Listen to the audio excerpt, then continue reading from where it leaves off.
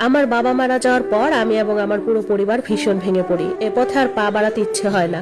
বাবা মারা যাওয়ার 40 দিন পর্যন্ত আমি আর এ পথে পা দেই নাই। 40 দিন পার হওয়ার পর বার ম্যানেজার আমাকে অনেক অনেক অনুরোধ করে নিয়ে যায়, কারণ একটা লোক এসেছে, তাকে সময় দিতে হবে। ওনার ওখানে আজকে মেয়ে কম। আমি রাজি হয়েও হই না, এমন অবস্থা। পরে আমি রাতের দিকে যাই। বাড়ি যাওয়ার পর আমার ফোনে অনেক অনেক ফোন আসতে থাকে ওই লোকটার। প্রায় প্রতিদিনই আসতো অনেক কল। আমি রিসিভ করতাম না সব সময়। আমি বিরক্ত হয়ে ওনার ফোন রিসিভ করার পর উনি আমাকে বলে, তুমি কোথায়? গানের আওয়াজ, তুমি কি বাড়ি গিয়েছো? আমি কিছু না বলে ফোন বন্ধ করে দেই। আমি নতুন লোকটার সাথে রুমে ওনাকে সময় দিতে বিজি। রাত 1টার দিকে রুমে নক হয়। ওই লোকটা উঠে দরজা খুলে। বার ম্যানেজার উনি ঢুকে আমায় বললো, তুমি একটু বাহিরে এসো। আর লোকটাকে ম্যানেজার বললো, স্যার বিরক্ত করার জন্য দুঃখিত, আপনি একটু রেস্ট নিন, আমি আপনার রুমে অন্য একটা মেয়ে পাঠাচ্ছি। আমি রুম থেকে বের হতেই ম্যানেজার আমাকে বলল, একটা লোক তোমাকে চাইছে। উনি আগে একবার এসেছিল, আমাকে ডবল টাকা দেয় তোমাকে এনে দেওয়ার জন্য। তুমি হালকা একটু সেজে নাও, তারপর 3 তলার ডান পাশের রুমটাতে যাও, ওখানে উনি অপেক্ষা করছেন। আমি তখন হালকা ফ্রেশ হয়ে হালকা সেজে 3 তলার ওই রুমটাতে গেলাম। রুমের দরজা খোলা ছিল। গিয়ে রুমে ঢুকতেই উনি আমার হাত ধরে বাথরুমে নিয়ে গেলেন। গোসলের পানির ঝর্ণা ছেড়ে দিয়ে আমার গায়ে সাবান মাখতে লাগলেন। তারপর রাগী কণ্ঠে বলতে লাগলেন, তোমার বাপ মরছে এখনো 40 দিনও ভালো করে পার হয়নি, আর তুমি এখনই এসব পাপ করছো? তোমার লজ্জা নেই কেন? আমি বললাম, আজব, আপনি এমন করছেন কেন? আমার ভালো মন্দ আমি বুঝি, আপনি চালাবেন আমার সংসার? উনি আমার গায়ের উপর তেড়ে এসে বলল, কত টাকা লাগে তোমাদের মাসে? আমি দেব, শুধু দেশে থাকা অবস্থায় তুমি আমাকে সময় দিবে। আমি হাসলাম, কিছু আর বললাম না। আজ সারা রাত তুমি এভাবে দাঁড়িয়ে থাকবে, এটা তোমার শাস্তি। আমি বললাম, পাগল আপনি? একদিনে এমন ভাব দেখাচ্ছেন কেন? রাতের আধার কেটে গেলে আপনিও শেষ। আমার আবার এসব মায়া মোহ এখন আর কাজ করে না। ডিভোর্সি মেয়ে হওয়ার পর থেকে সব পানির মতো ধুয়ে মুছে চলে গেছে।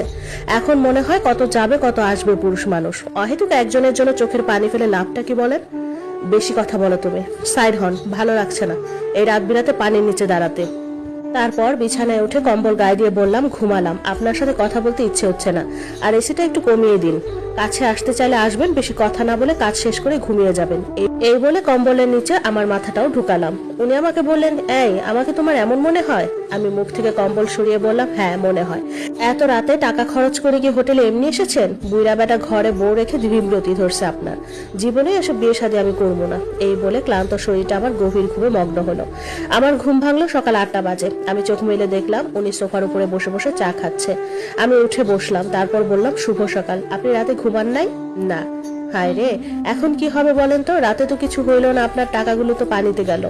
এখন কাছে আসেন। তুমি মেয়ে বেশি কথা বলো। তুমি আজকে আমার ফ্ল্যাটে যাবা, এসব হোটেলে আর আসবো না। তুমিও আর আসবা না এখানে। আমার কথা বলে লাভ নাই, যেখানে টাকা সেখানে আমি। আমার বাসায় যেতে হবে, দেরি হয়ে যাচ্ছে। তৈরি হয়ে নাও, বের হবো, আমারও কাজ আছে। আমার বকশিসটা দেন। উনি ওনার মানিব্যাগ থেকে 1000 টাকার একটি নোট বের করে দিলেন। এরপর উনি বাথরুমে গেলেন। আমি ওনার মানিব্যাগ থেকে 5000 টাকা চুরি করলাম। আমার কাছে খুশিই লাগছে অনেকগুলো টাকা চুরি করতে পেরে। উনি বাথরুম থেকে বের হওয়ার আগে আমি রুম থেকে বের হয়ে যাই। এরপর ম্যানেজারের থেকে 2000 টাকা বুঝে নিয়ে বাসায় চলে আসি। রাত 8টার দিকে উনি কল দিয়ে ওনার বাসার ঠিকানা আমাকে SMS এ পাঠিয়ে দেয়। আমিও বাসা থেকে বের হয়ে একটা সিএনজি নিয়ে চলে যাই ওনার বাসায়। উনি নিচে দাঁড়িয়ে ছিল। আমি সিএনজি থেকে নামার পর উনি ভাড়া মিটিয়ে ওনার ফ্ল্যাটে নিয়ে গেলেন। ফ্ল্যাটে যাওয়ার পর উনি আমাকে কোক খেতে দিলেন। এরপর আমায় বললেন, তুমি বরকা খুলে বসো, কতক্ষণ আর এভাবে বসে থাকবে? আমার পুরো ফ্ল্যাটটা ঘুরে ঘুরে দেখো। আমি ছটফটে টাইপের মেয়ে, কোথায় কি আছে না আছে ঘুরে ঘুরে দেখলাম। ভয় লাগে যদি মেরে টেরে ফেলে, এ কারণে। আজকাল এমন কত ঘটনা ঘটছে, তার কোনো হিসাব তো নেই। এই, তোমার পুরো ঘর দেখা হয়েছে? রান্নাঘরটা দেখে আসো, আর ওখানে অনেকগুলো ছোট মাছ আছে, ওগুলো কুটে বেছে রাখো। আমি অবাক হয়ে রান্নাঘরে গেলাম, দেখলাম প্রায় 5 কেজি মলা মাছ। আমি এতগুলো কুটবো কখন? আমি মাছ কাটতে পারবো না। কেন? আমি কি মাছ কাটতে আসছি নাকি? কেন? আজ রাতে আমি তোমাকে যেমনি ইচ্ছে ব্যবহার করবো, সকালে বিনিময়ে টাকা পাবে। তাহলে কেন এটা করছো না? আমাকে 3000 টাকা দিতে হবে। আচ্ছা দিব, এখন মাছগুলো কেটে রান্না করে নাও। মাছ কুটতে বাঁচতে রাত প্রায় 3:30। এরপর রান্না করে ওনাকে ভাত দিলাম। আমি গোসল করে ঘুমিয়ে পড়লাম। সকালে উনি আমাকে ডাক দিয়ে বললেন, ওঠো, আমার জন্য চা রুটি বানিয়ে নিয়ে আসো, দুপুরের জন্য ভাত রান্না করে যাবা। আমি উঠে ওনার জন্য নাস্তা বানালাম, ওনাকেও খেতে দিলাম, নিজেও খেয়ে নিলাম। উনি আমায় বললেন, তুমি 24 ঘন্টা আমার সাথে থাকো, আমি যতদিন দেশে আছি আমার ভীষণ ভালো লাগবে। কথার মধ্যে ওনার ওয়াইফ কল দিলেন। ওনারা কি যেন ইংরেজি ভাষায় কথা বললো। আমি আবার মূর্খ মানুষ, এত কিছু বুঝি না। আমি গেলাম, আমার দেরি হয়ে যাচ্ছে। মানিব্যাগ থেকে টাকা বের করে দিলেন। তাড়াতাড়ি এসো আজকে। আমি হ্যাঁ বলে চলে আসলাম। বাসায় আসার পর এক পরিচিতর থেকে শুনলাম আমার সাবেক স্বামীর একটা মেয়ে সন্তান হয়েছে। হঠাৎ করে কেন জানি চোখ থেকে পানি বের হয়ে গেল, আর কলিজাটা পুড়ে উঠলো। আমিও চেয়েছি একটা সন্তান, কিন্তু রব আমাকে দেয়নি। মন ভালো ছিল না আজ সারাদিন। মনকে যতই বোঝাতে চেয়েছি, মন আমার বুঝতে চাইছিল না। আমার মা হয়তো বুঝতে পেরেছে। তাই আমাকে আসরের পরপরই হাসপাতালে চলে যেতে বলল। কাজে থাকলে মন ভালো থাকবে এই কারণে। ওনাকে ফোন করেই এসেছি, উনি আগেই দরজা খোলা রেখেছে। আমি ঘরে ঢুকে সোফায় বসে রইলাম। উনি ওনার রুম থেকে এসে বলল, এসেছো তুমি? আমি মাথা নাড়িয়ে হ্যাঁ বললাম। আমি এখনো দুপুরের ভাত খাইনি, আমাকে ভাত দাও।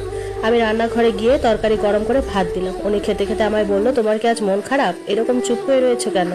না, এমনি কিছু হয়নি। আমার সাথে ঘুরতে যাবে? আমি হ্যাঁ বললাম।